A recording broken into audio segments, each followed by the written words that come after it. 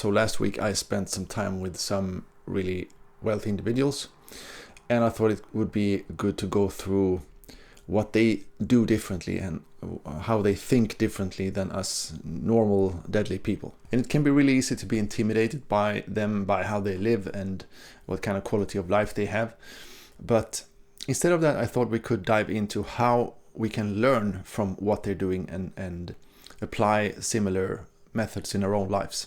Some things that stand out with these people are that they are already wealthy in their families. They have had wealth that has grown for generations. So even if they would only take a normal job, like to go to university and to then take a normal job, their wealth would still be taken care of. They would still be really well off. They can buy their own house or apartment, and they don't really need to worry so much about money. Another thing they focus on is helping their children to get strategic positions as their jobs, and they use their family connections for this to work in banks or in companies, and they help their children to get good positions so that they don't need to take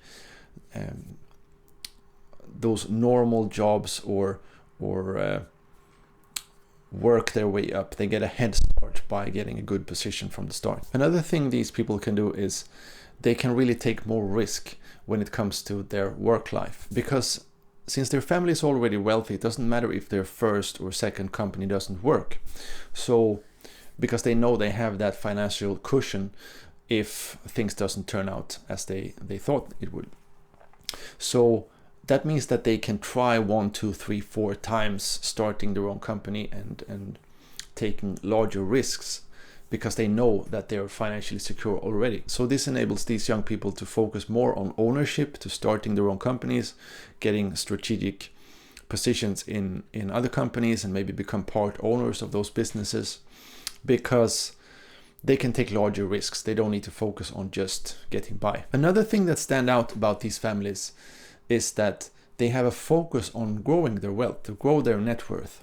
And this is something that normal working class or middle class families don't think about. They more think about buying a house and living a comfortable life. Comfort is their mantra. That's what most people think about. But these families, they think about how they can grow their wealth, and a lot of times they've inherited a lot of this wealth, so they focus on how that can continue to compound, and so that they don't interrupt that.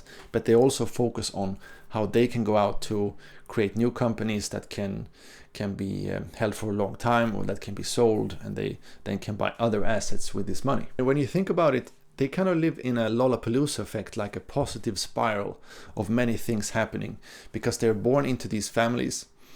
Then they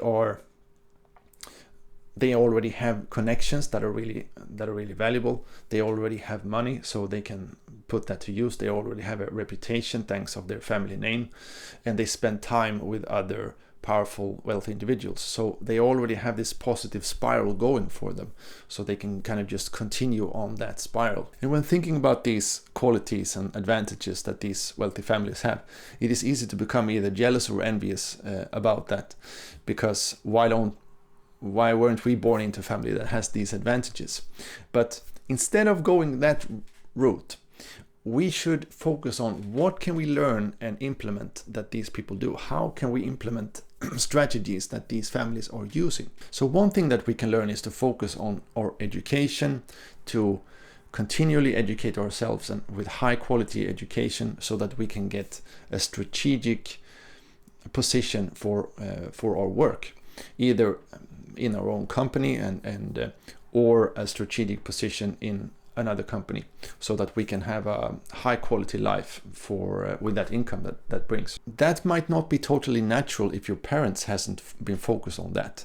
So learning these new things, copying that from wealthy families, can feel really out of sync with the ideas you were born with and the ideas that you have in your family.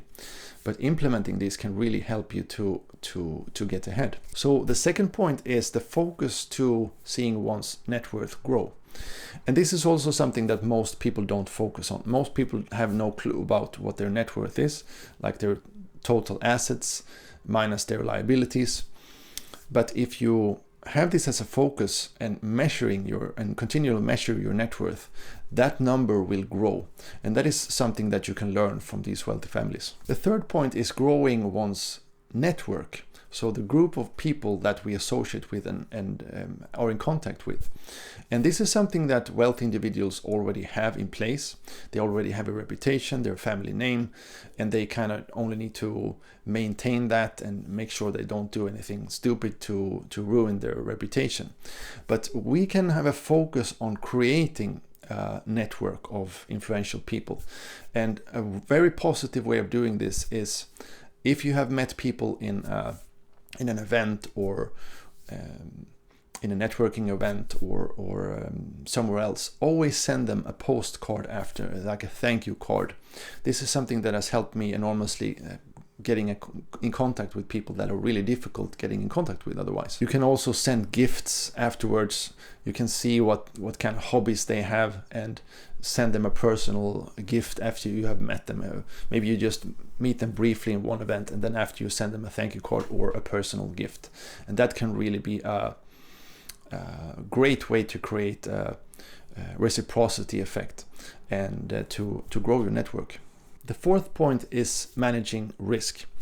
And because wealthy families already have wealth in place so that they can take higher risk when it comes to starting a company, for example, we could replicate that by lowering our personal expenses and so that we are able to take that risk with a company we start, for example. Because having a really extravagant lifestyle or having like normal high expenses and starting a company at the same time could be a risky move, because when you're starting a company, sometimes you're making a lot of money, sometimes you're making very little.